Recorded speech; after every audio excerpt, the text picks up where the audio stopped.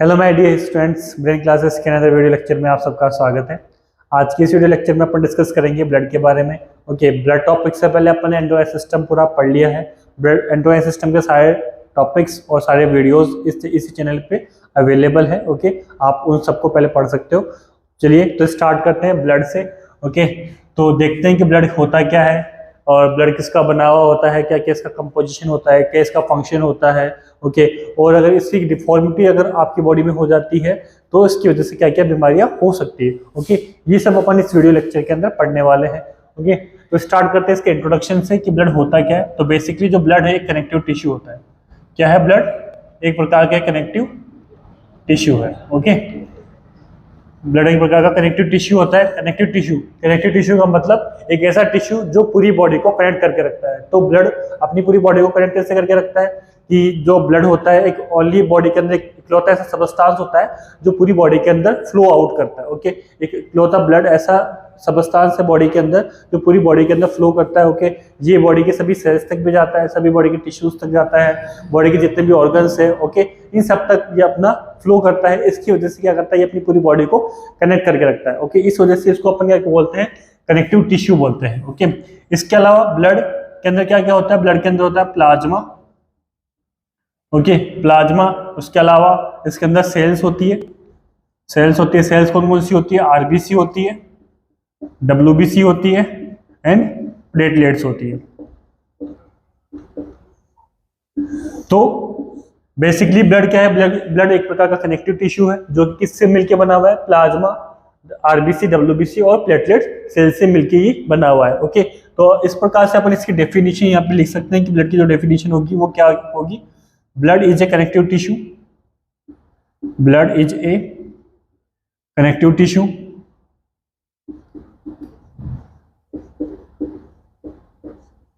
which is composed of plasma इसमें होता है टोटल 55%। ओके, 55% इसमें प्लाज्मा होता है and blood cells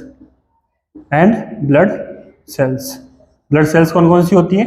RBC, WBC and platelets. Okay, और ये टोटल कितनी होती है? 45% तो ये एक होता है ब्लड की ब्लड होता है क्या है? ब्लड क्या होता है? प्रकार कनेक्टिव टिश्यू है। ये किसी से मिलकर बना हुआ होता है? प्लेटलेट से मिलकर बना होता है, आरबीसी से मिलकर बना होता है, डब्ल्यूबीसी से और प्लाज्मा से मिलकर ये बना हुआ होता है। ओके, इन सब चीजों से मिलकर ब्लड बना हुआ होता है। इस प्रकार से इसकी अपनी डेफिनेशन बनी कि blood is a connective tissue which is composed of plasma which is a 55% including and the blood cells is a RBC, WBC and platelets and which is 45% of total blood part. Okay, तो यहाँ से अपना ये इसकी definition complete होती है। Now next blood की study के बारे में देखते हैं कि ब्लड की स्टडी क्या होती है। ब्लड की स्टडी को अपन क्या बोलते हैं? ब्लड की जो स्टडी होती है इसको अपन बोलते हैं हिमेटोलॉजी। ओके, ब्लड की जो स्टडी होती है उसको मेडिकल साइंस के अंदर से एक टर्म है हिमेटोलॉजी। ओके, और हिमेटोलॉजी इसकी जो स्टडी करता है, ब्लड की जो स्टडी करता है उस इंसान को बोलते हैं या फिर उस व्यक्ति को बोलते हैं हिमेटोलॉजिस्ट।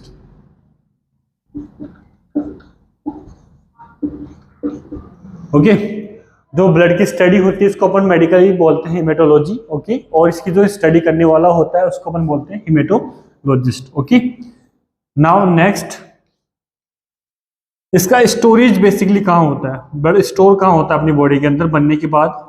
ब्लड जो स्टोर होता है वो होता है स्प्लीन के अंदर। कहाँ पे स्टोर होता है? स्प्लीन के अंदर।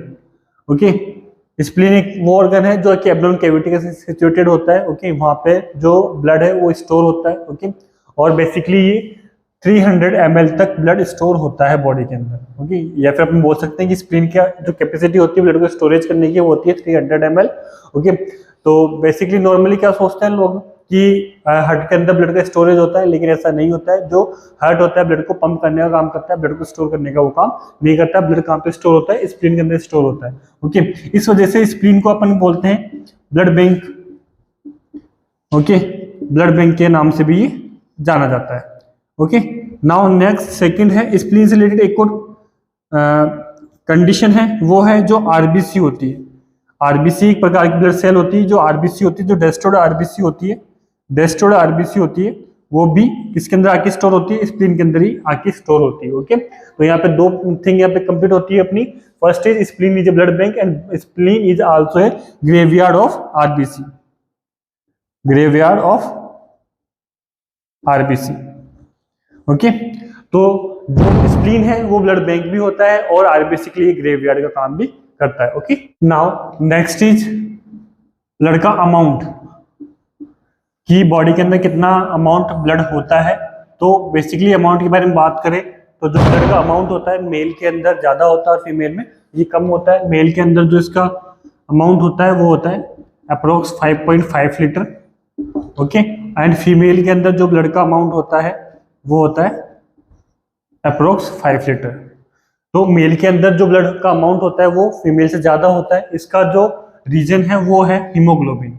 ओके, हीमोग्लोबिन की वजह से मेल और फीमेल के अंदर ब्लड का अमाउंट कम और ज्यादा होता है। क्यों? क्योंकि जो मेल का जो हीमोग्लोबिन होता है वो फीमेल से ज्यादा होता है और फीमेल के अंदर हीमोग्लोबिन का लेवल मेल से कम होता है। इस वजह से क्या होता है, जो मेल होता है इसके अंदर ब्लड का अमाउंट ज्यादा होता है और फीमेल के अंदर ब्लड का अमाउंट कम होता है। ओके, तो यहाँ पे इसका अमाउंट वाली टॉपिक यहाँ पे कंप्लीट होता है। नेक्स्ट अपन देखते हैं इसकी पीएच।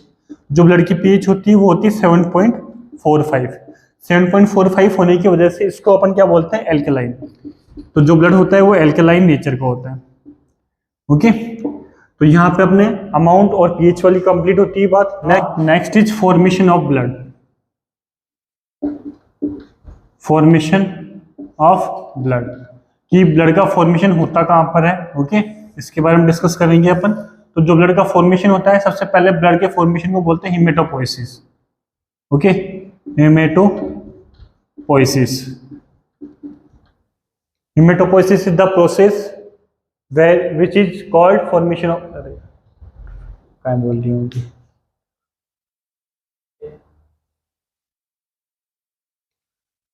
और जो हेमेटोपोइसिस की जो प्रोसेस है ओके ये दो प्रकार से होती है, या फिर इसको हम बोल सकते हैं before birth,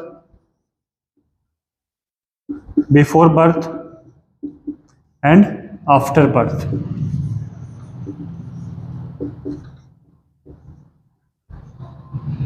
before birth and after birth, जन्म से पहले ब्लड का फॉर्मेशन की जो लोकेशन होती है वो अलग होती है और जन्म के बाद में जो ब्लड के फॉर्मेशन की लोकेशन होती है वो अलग होती है। ओके, तो सबसे पहले बात करते हैं बिफोर बर्थ की।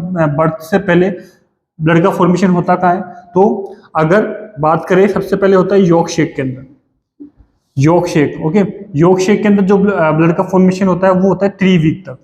ओके, 3 वीक तक ब्लड का फॉर्मेशन होता है। नेक्स्ट 3 वीक के बाद में होता है लीवर एंड स्प्लीन के अंदर। ओके, लीवर एंड स्प्लीन के अंदर होता है। लीवर और स्प्लीन के अंदर जो ब्लड का फॉर्मेशन होता है वो 3 मंथ तक होता है। ओके, 3 मंथ तक होता है। तो यहाँ पे 3 वीक तक जो ब्लड का फॉर्मेशन होता है वो होता है यॉर्क शेक के अंदर, और 3 वीक के बाद में होता है लीवर और स्प्लीन के अंदर, एंड आफ्टर 3 मंथ होता है बोन मेरो के अंदर। ओके, बोन मेरो के अंदर, bone marrow, bone marrow life time तक जो ब्लड का फॉर्मेशन होता है वो बोन मेरो के अंदर ही होता है, जो नॉर्मली आफ्टर बर्थ के अंदर भी आता है। जो आफ्टर बर्थ में जो ब्लड का फॉर्मेशन होता है वो होता है बोन मेरो के अंदर, बोन मेरो। अब जो बोन मेरो होता है वो एक ऐसा सबस्टांस होता है जो बोन के अंदर पाया जाता है। तो जो बेसिकली जो फीटस होता है या फिर जो बिफोर बर्थ के बारे में बात करें तो जो बोन बनना स्टार्ट होती है, ठीक है, बोन बनती है 3 मंथ से बनना स्टार्ट होती है। तो 3 मंथ के बाद में बोन मेरो के अंदर ही ब्लड का फॉर्मेशन होता है। ओके, तो और जब तक बोन नहीं बनती है, जब तक बोन डेवलप नहीं होती, उससे पहले बनता है जो ब्लड होता है वो लीवर और स्प्लीन के अंदर बनता है और यॉर्क शेक के अंदर बनता है। ओके, बोन के डेवलपमेंट के बाद में किस में बनता है, बोन मेरो के अंदर बनता है। ओके, और आफ्टर बर्थ भी किस में बनता है, बोन मेरो के अंदर ही बनता है। ओके, तो जो बोन मेरो होता है बेसिकली 2 प्रकार का होता है, red bone marrow, red bone marrow and yellow bone मेरो।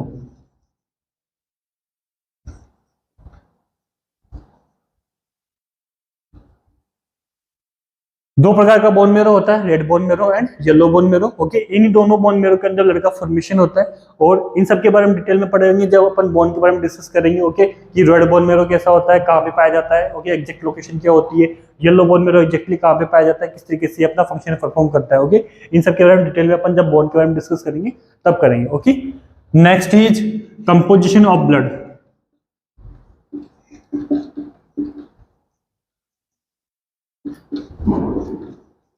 कंपोजिशन ऑफ ब्लड, कि ब्लड के अंदर कौन कौन से कंपोनेंट प्रेजेंट होते हैं, अब इसके बारे में डिस्कस करेंगे अपन। तो जो ब्लड होता है बेसिकली दो सबस्टांस से मिलकर बना हुआ होता है। मैंने आपको स्टार्टिंग इंट्रोडक्शन के अंदर ये बताया था कि दो प्रकार के कंपोजिशन इसमें होते हैं बेसिकली। फर्स्ट होता है प्लाज्मा। ओके, प्लाज्मा जो कि टोटल कितना होता है ब्लड का, 55% होता है। ओके, नाउ नेक्स्ट होता है blood cells. Blood cells, blood cells होती है टोटल 45%। टोटल ब्लड की 45% होती है ब्लड सेल्स और 55% होता है प्लाज्मा। तो बेसिकली बात करते हैं सबसे पहले प्लाज्मा के बारे में कि प्लाज्मा के अंदर कौन कौन सी चीजें इसके अंदर पाई जाती है। ओके, तो जो प्लाज्मा होता है, प्लाज्मा बेसिकली बना हुआ होता है वाटर का, ओके, गैसेस का और सॉलिड पार्टिकल्स का। ओके, तीन प्रकार के कंपोनेंट प्लाज्मा के अंदर प्रेजेंट होता है। फर्स्ट होता है वाटर, सेकंड होते हैं गैसेस एंड थर्ड होता है सॉलिड पार्टिकल्स। तो सबसे पहले बात करेंगे वाटर के बारे में। तो जो वाटर होता है टोटल कितना होता है, टोटल 90% पार्ट कवर अप करता है टोटल प्लाज्मा का। जो गैसेज होती है 2% पार्ट बनाती है ये, और जो सॉलिड होता है ये 8% पार्ट कवर करता है टोटल प्लाज्मा का। ओके, तो वाटर जो होता है सबसे ज्यादा पार्ट कवर अप करता है एक ब्लड के अंदर। ओके, तो यानी कि अपन ये कह सकते हैं ब्लड के अंदर सबसे ज्यादा जो अमाउंट पाया जाता है वो होता है ब्लड का। ओके, नाउ नेक्स्ट होता है गैसेज। गैसेज होती है तीन प्रकार की गैसेज के अंदर पाई जाती है, oxygen, CO2 and nitrogen. Okay, तीन प्रकार की गैसेज ब्लड के अंदर प्रेजेंट होती है, oxygen, CO2 and nitrogen. Next बात करते हैं सॉलिड पार्टिकल्स। सॉलिड पार्टिकल कौन कौन से होते हैं, तो सॉलिड पार्टिकल्स होते हैं दो प्रकार के होते हैं, ऑर्गेनिक एंड सेकंड होते हैं inorganic.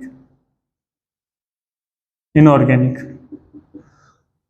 First is organic and second is inorganic. Organic का मतलब जिसके अंदर कार्बन प्रेजेंट होता है उसको अपन बोलते हैं ऑर्गेनिक, एंड इनऑर्गेनिक का मतलब जिसके अंदर कार्बन एब्सेंट होता है उसको अपन बोलते हैं इनऑर्गेनिक। ओके, तो ऑर्गेनिक सबस्टांस के अंदर क्या क्या आएगा, ऑर्गेनिक के अंदर आएगा कार्बोहाइड्रेट,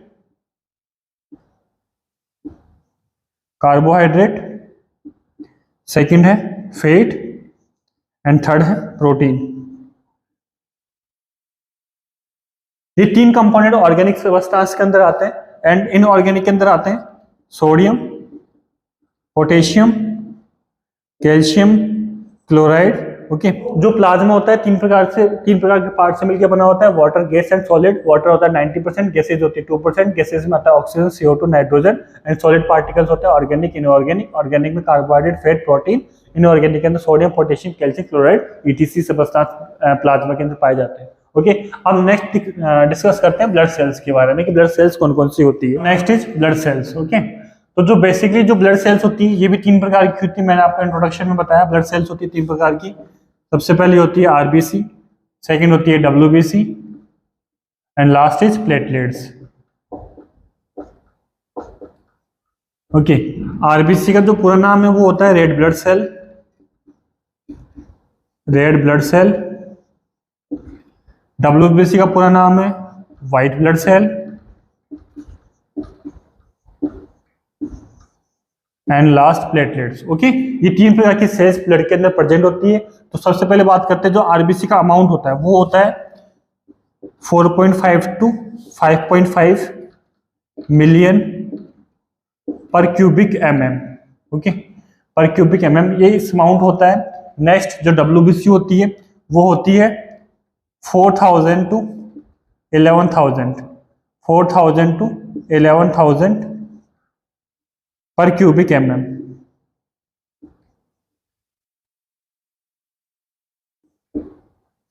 नेक्स्ट प्लेटलेट्स, जो प्लेटलेट्स का अमाउंट होता है वो होता है 2 to 4 लाख पर क्यूबिक mm।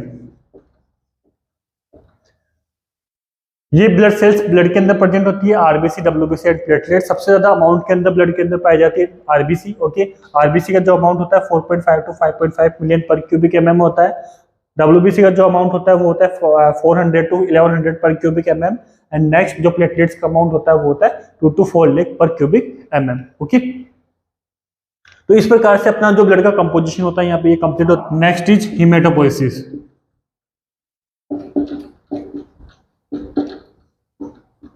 हीमेटोपोइसिस, हीमेटोपोइसिस मतलब formation of blood. Formation of blood, blood का फॉर्मेशन क्या कहलाता है? हीमेटोपोइसिस। तो अभी मैंने आपको ब्लड के इंट्रोडक्शन में बताया था कि जो ब्लड का फॉर्मेशन होता है वो बेसिकली किसमें होता है? बोन मैरो के अंदर होता है। ओके, तो जो बोन मैरो के अंदर जो ब्लड का फॉर्मेशन होता है वो होता है मेच्योर सेल्स का, यानी कि जो डब्ल्यूबीसी होगी, आरबीसी होगी, जो प्लेटलेट्स होगी वो कौन सी होगी? बोन मैरो के अंदर मेच्योर फॉर्म के अंदर वहां पे जाके वो डेवलप होती है। ओके, तो मेच्योर होने से पहले जो ब्लड सेल्स बनती है वो कहाँ पे बनती है? तो जो बेसिकली जो ब्लड की जो सेल्स होती है वो बनना स्टार्ट होती है स्टेम सेल से। कहाँ से स्टार्ट होती है? स्टेम सेल से। Stem cell, okay, stem cell, इसको पूरी फुल फॉर्म जानते हैं, pluripotent stem cell, pluripotent stem cell. Okay, pluripotent stem cell से ब्लड का फॉर्मेशन स्टार्ट होता है। तो ठीक है, सबसे पहले प्यूरिपोटेंट स्टेम सेल्स होती है, ठीक है, इसमें ब्लड का फॉर्मेशन होना स्टार्ट होता है। प्यूरिपोटेंट स्टेम सेल से बनती है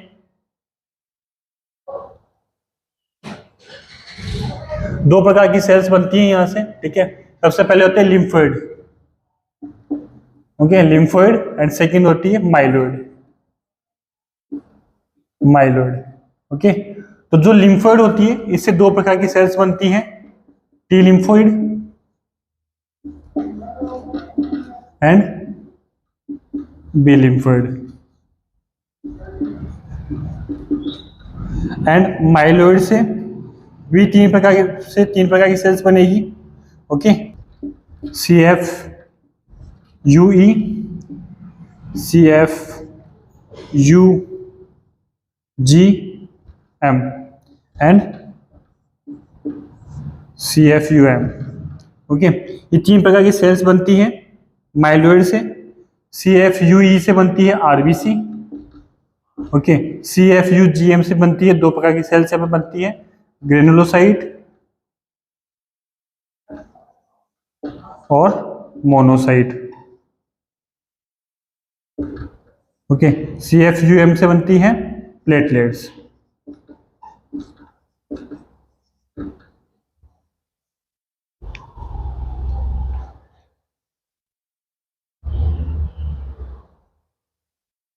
ओके, तो ये एक प्रोसेस होती है ब्लड के फॉर्मेशंस के सेल्स के बनने की, ठीक है। सबसे पहले होती है प्यूरिपोटेंट स्टेम सेल्स होती है। प्यूरिपोटेंट स्टेम सेल्स से दो प्रकार की सेल्स बनती है, फर्स्ट बनती है लिम्फोइड एंड सेकंड बनती है माइलोइड। लिम्फोइड से बनती है टी लिम्फोसाइट, या फिर इसको टी लिम्फोइड बोलते हैं, लिम्फोसाइट।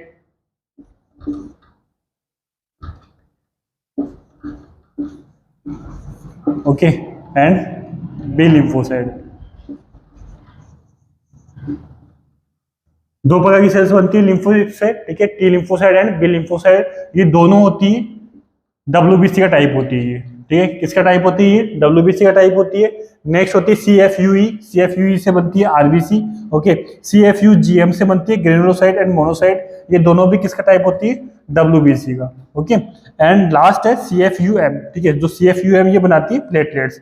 इस प्रकार से ब्लड के तीनों सेल्स का फॉर्मेशन होता है, platelets, WBC and RBC. Okay, जो आरबीसी बनती है ये बनती है माइलोइड की सीएफयूई सेल से, ओके। जो प्लेटलेट्स बनती है माइलोइड की सीएफयूएम सेल से, एंड जो डब्ल्यूबीसी होती है दो प्रकार की सेल से मिलकर बनती है। फर्स्ट लिम्फोसाइट, लिम्फोसाइट्स की दो cells, T lymphocyte and B lymphocyte, and myeloid की सीएफयूजीएम से, सीएफयूजीएम से बनती है ग्रेनुलोसाइट एंड मोनोसाइट। ओके, ये सेल्स का इस तरीके से यहाँ पे फॉर्मेशन होता है। ओके, इस पूरी प्रोसेस को अपन बोलते हैं हीमेटोपोइसिस। यहाँ पे डब्ल्यूबीसी भी फॉर्म होती है, डब्ल्यूबीसी, आरबीसी एंड प्लेटलेट्स, ये तीनों प्रकार की सेल्स बनती है। तीनों प्रकार की सेल्स के फॉर्मेशन को अपन बोलते हैं hematopoiesis, formation of blood. Okay, formation of blood, blood के फॉर्मेशन को अपन बोलते हैं हीमेटोपोइसिस। ओके, नाउ ब्लड में कंटिन्यू, नेक्स्ट टॉपिक है इरिथ्रोपोइसिस।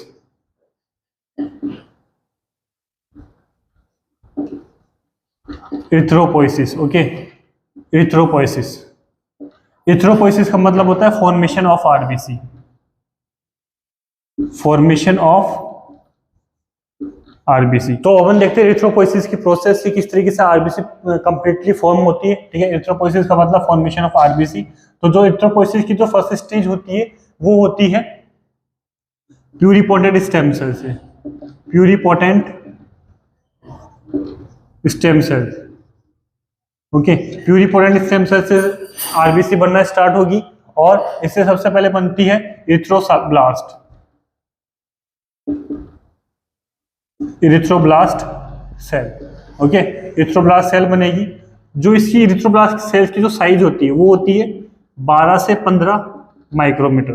ओके, 12 से 15 माइक्रोमीटर की इरिथ्रोब्लास्ट सेल होती है। ओके, इरिथ्रोब्लास्ट कन्वर्ट होती है early normoblast, early normoblast cell के अंदर। Okay, early normoblast cell convert होती है इंटरमीडिएट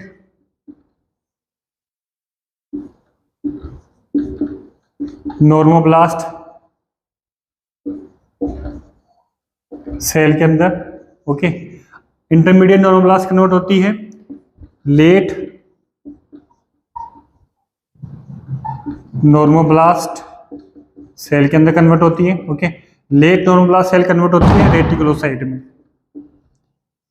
रेटिकुलोसाइट में, एंड रेटिकुलोसाइट से बनती है इरिथ्रोसाइट,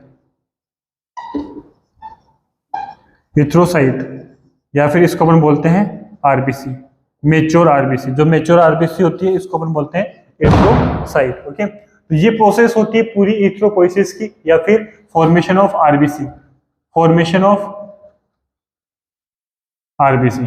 ओके, आरबीसी के फॉर्मेशन की प्रोसेस होती है इरिथ्रोपोइसिस। सबसे पहले होती है प्यूरिपोटेंट स्टेम सेल, प्यूरिपोटेंट स्टेम सेल से बनती है इरिथ्रोब्लास्ट। ठीक है, इरिथ्रोब्लास्ट की जो साइज होती है 12 से 15 माइक्रोमीटर होती है और इरिथ्रोसाइट की होती है 7 माइक्रोमीटर। Okay, 7.5 micrometer. ये एक मेच्योर आरबीसी की साइज होती है। यानी कि अपन ये कह सकते हैं कि जो इरिथ्रोसाइट होती है या फिर बाद में जो मेच्योर आरबीसी होती है वो जैसे जैसे मेच्योर होती है वैसे वैसे इसकी जो साइज होती है वो कम होती जाती है। ओके, सबसे पहले होती है 12 से 15 माइक्रोमीटर की होती है और लास्ट में कितनी साइज की जाती है 7.5 माइक्रोमीटर की। ओके, इरिथ्रोब्लास्ट सेल होती है, इरिथ्रोब्लास्ट सेल से बनती है early normoblast cell, early normoblast से intermediate normoblast cell, intermediate normoblast से late normoblast cell, and late normoblast से रेटिकुलोसाइट, एंड रेटिकुलोसाइट से इरिथ्रोसाइट या फिर मेच्योर आरबीसी। ओके, तो जो ये प्रोसेस होती है इस पूरी प्रोसेस के अंदर कुछ चेंजेस देखने को मिलते हैं। ओके, तो सबसे पहले इरिथ्रोब्लास्ट के अंदर क्या होता है, इरिथ्रोब्लास्ट के अंदर क्या क्या चेंजेस देखने को मिलेगा, इरिथ्रोब्लास्ट सेल के अंदर क्या क्या प्रेजेंट होता है। एक तो इसके अंदर सारे सेल ऑर्गेनेल प्रेजेंट होंगे। ओके, सारे सेल ऑर्गेनेल प्रेजेंट होंगे। न्यूक्लियस इसके अंदर प्रेजेंट होता है, लेकिन इसके अंदर हीमोग्लोबिन जो होता है वो एब्सेंट होता है। हीमोग्लोबिन क्या होगा यहाँ पे, एब्सेंट होगा। ओके, डीएनए भी इसमें प्रेजेंट होगा, क्यों, क्योंकि यहाँ पे न्यूक्लियस भी प्रेजेंट होता है। इस वजह से यहाँ पे सारी चीजें प्रेजेंट होती है एक इरिथ्रोब्लास्ट सेल के अंदर। इस वजह से इसकी साइज क्या होती है 12 से 15 माइक्रोमीटर की यहाँ पे ये होती है। ओके, नाउ नेक्स्ट देखते हैं जो अर्ली नॉर्मोब्लास्ट होता है। ठीक है, इसके अंदर न्यूक्लियस प्रेजेंट होगा और इसके अंदर हीमोग्लोबिन एब्सेंट होगा। ओके, नेक्स्ट इंटरमीडिएट जो नॉर्मोब्लास्ट सेल होती है इसके अंदर क्या होगा, जो न्यूक्लियर मेम्ब्रेन होगी, न्यूक्लियर मेम्ब्रेन क्या होगी यहाँ पे, एब्सेंट होगी। न्यूक्लियर मेम्ब्रेन यहाँ पे क्या होगी, एब्सेंट होगी। और जो हीमोग्लोबिन होगा वो भी एब्सेंट होता है। न्यूक्लियर मेम्ब्रेन एब्सेंट होगी लेकिन न्यूक्लियस यहाँ पे क्या होता है, प्रेजेंट होता है। न्यूक्लियस यहाँ पे प्रेजेंट होगा और न्यूक्लियर मेम्ब्रेन प्रेजेंट एब्सेंट होगी और हीमोग्लोबिन यहाँ पे एब्सेंट होता है। नेक्स्ट बात करते हैं जो लेट नॉर्मोब्लास्ट सेल होती है इसके अंदर क्या होता है, न्यूक्लियस एब्सेंट होता है। न्यूक्लियस क्या होता है, एब्सेंट होता है और हीमोग्लोबिन क्या होता है यहाँ पे प्रेजेंट होता है स्लाइटली अमाउंट के अंदर। हीमोग्लोबिन यहाँ पे थोड़े बहुत अमाउंट के अंदर प्रेजेंट होगा। नेक्स्ट जो रेटिकुलो की जो साइड की जो स्टेज होती है इसमें क्या होगा, हीमोग्लोबिन क्या होगा, काफी सारे अमाउंट के अंदर यहाँ पे प्रेजेंट होगा, मोर अमाउंट में यहाँ पे हीमोग्लोबिन प्रेजेंट होगा। एंड लास्ट जो इरिथ्रोब्लास्ट इरिथ्रोसाइट जो होती है या फिर जो आरबीसी होती है यहाँ पे क्या होगा, हीमोग्लोबिन अपने कंप्लीट अमाउंट के अंदर यहाँ पे प्रेजेंट होता है। हीमोग्लोबिन यहाँ पे अपने कंप्लीट अमाउंट में प्रेजेंट होने की वजह से क्या होता है, आरबीसी कंप्लीटली फॉर्म हो जाती है। ओके, तो इस कंप्लीट आरबीसी फॉर्म की प्रोसेस को अपन बोलते हैं एरिथ्रोसाइट, और जो इसकी साइज होती है वो होती है 7.5 माइक्रोमीटर। ओके, तो जो ये पूरी प्रोसेस होती है, इस पूरी प्रोसेस में जो टोटल टाइम होता है, टोटल डेज होते हैं, टोटल जो डेज होते हैं वो होते हैं 7 डेज। ओके, 7 दिन लगते हैं आरबीसी की प्रोसेस को बनने के लिए। ओके, 7 दिन में से क्या होगा, एरिथ्रोब्लास्ट से लेके जो लेट नॉर्मल ब्लास्ट सेल होती है, यहाँ पे जो टोटल टाइमिंग होती है वो होती है 5 डेज की। 5 दिन का टाइम में तो क्या बनेगा, एरिथ्रोब्लास्ट से लेके क्या बनेगा, लेट नॉर्मोब्लास्ट सेल बनती है।